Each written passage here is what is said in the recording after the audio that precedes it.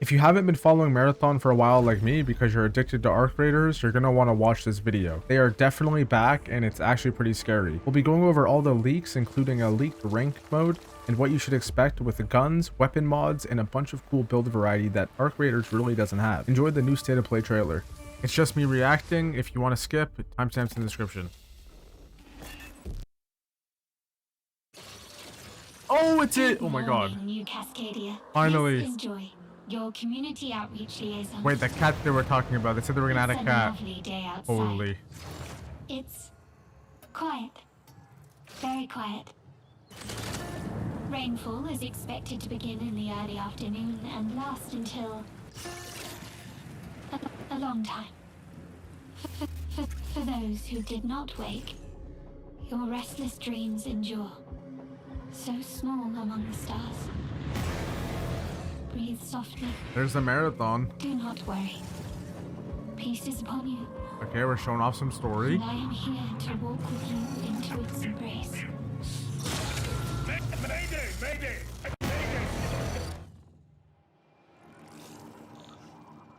This is General Dan Agreed of the new Cascadia colony on Tau City 4. Whoever's listening, whatever's out there. What's flashing on my screen though? Weapons, supplies, a way out, a way back. Mayday, mayday. This is Dan Agreed. Tau City. I feel like I'm praying. We've had to do things. I like that to rifle. survive. Things I never would have. The animations look so much better, by the way. Monsters. We're all monsters. Yeah, we are, baby. That's from the Recon class. Thief, okay. Yeah, that's all Thief. Embrace. Embrace. Embrace.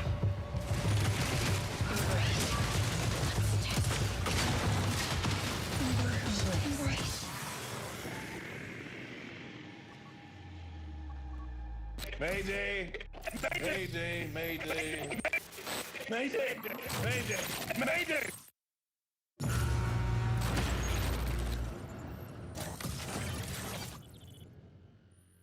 They're even calling it a server slam. February 26th, baby. For a week? They're doing it for an entire week? Our Server Slam features an introduction to the survival gameplay of Marathon, giving you a chance to explore the dangerous world of Tau Ceti and unlock rewards for the full release on Thursday, March 5th. Hey, wow. That's the trailer. I slowed most of it down. It doesn't seem to be really anything too crazy.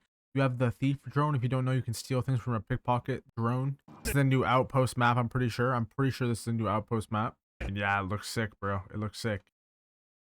That trailer was genuinely amazing. I didn't think they were even going to give us like anything crazy. A release date is awesome. I will definitely be doing a 24-hour stream on the game if you want to come and watch. But you know, it's Bungie, so you know their cinematics are going to be amazing. But what about the gameplay?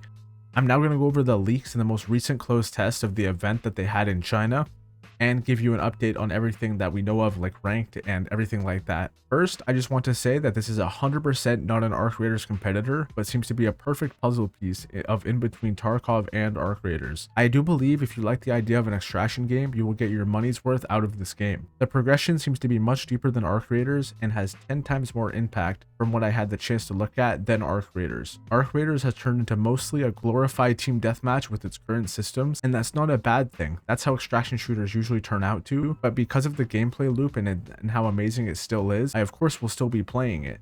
It's just that Marathon, however, gives you progression that deeply matters to the way the maps and gameplay interact with each other, genuinely making you feel stronger with every unlock, which I'll get back to a little bit in a bit. Going back to the map progression, you can literally unlock secret underground shortcuts by completing story leaked to us from the China test. The build variety will inherently be more complex in Marathon and daunting to a newer player. For example, how legendary implants have random rules. This will definitely create I have a god set feeling that I want to use, but I'm terrified of the wall hacker in the lobby about to come behind me and destroy me. And that is 100% a major problem that will be complained about, and it will definitely give you the gear fear feeling that Arc Raiders has, in my opinion, made completely irrelevant with the current design philosophy that mostly everyone has figured out. Weapons are plentiful strong at every rarity in Arc Raiders, and a death to a cheater doesn't feel bad because of this. Because even if you die, you get put into a lobby where it's going to be friendlier and friendlier players to the point where you won't even be shot. Or I can just have one good extract and I'm set for 50 more raids even with a free kit. Marathon throws this completely out the window, introducing 400 plus weapon mods of varying rarity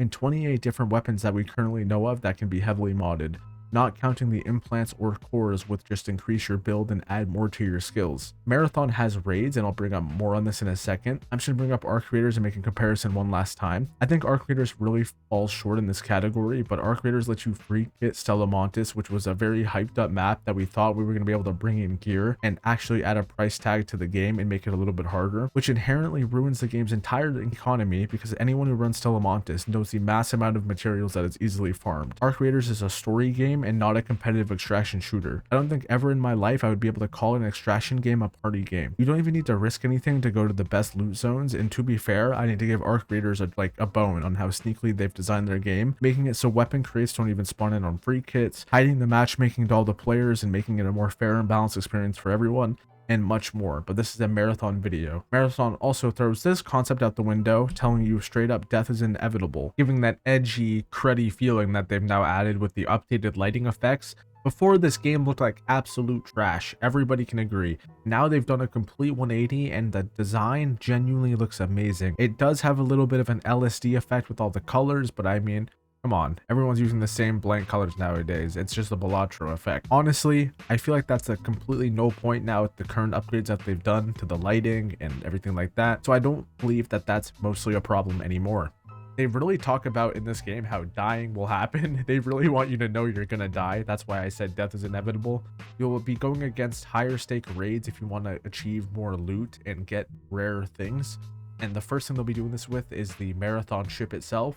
You'll be stepping onto the gigantic Marathon to complete a trial. Alright, you'll be going through 7 vaults where you'll be completing different tasks and killing enemies along the way that you've met before, and eventually slaying the people in your path that are also trying to do the same thing. This will have the highest level loot and be a very hard challenge like from Destiny. Okay, I finally got all the yap and comparisons and what to expect. Again, expect death, expect losing good loot, expect losing weapons that matter, expect going into higher stake situations, expect a more adrenaline fueled experience of playing Marathon, and that won't be for a lot of people. What is for a lot of people is slapping somebody with a whip and taking all their loot with the thief class. Okay, I just want to start off by saying I'm a top 500 player in every single game, so my opinion might be varyingly different from yours, but the ranked system in Marathon is quite a bit better than Arc Raiders. The ranked in Arc Raiders is how much you can kill PvE, and it was kind of a lazy system in my opinion. I think Trials was kind of just an opt-in for content of there isn't anything to grind, so let's just add a PvE, do your trials, get your skins that kind of suck, and here you go, here's some fake content. The ranked mode in Marathon works a little bit differently. Ranked mode works by tallying the total value of your inventory when you extract, and when you extract with better items, it gives you more rank. Apparently, it's ideally better to be looted from other players. I hope this can't be metagamed like, oh, this box always has Exodius modules, or this box always has a legendary gun, and you must also equip the most valuable enough gear to actually enter ranked. So there will be a gear limit that you must enter to actually get into this mode. You have to exceed the target value to gain rank from bronze to pinnacle and master. If you fail to extract, you obviously lose rank. If you successfully extract but fail to reach the target value, then you neither lose or gain rank. Ranked rewards include exclusive cosmetics and more, and the featured ranked maps will change every single week. To enter ranked, you must purchase and equip a holo tag that will drop when you die. Looting another holo tag from a runner will give you extra points towards your target value. I don't think this will necessarily be a bad thing. It will slow down the gameplay and add an additional layer of tension that seems pretty fitting, and depending on how the econ works, players will figure out loot routes and hard push those to hit their limit and extract or be funneled into other teams.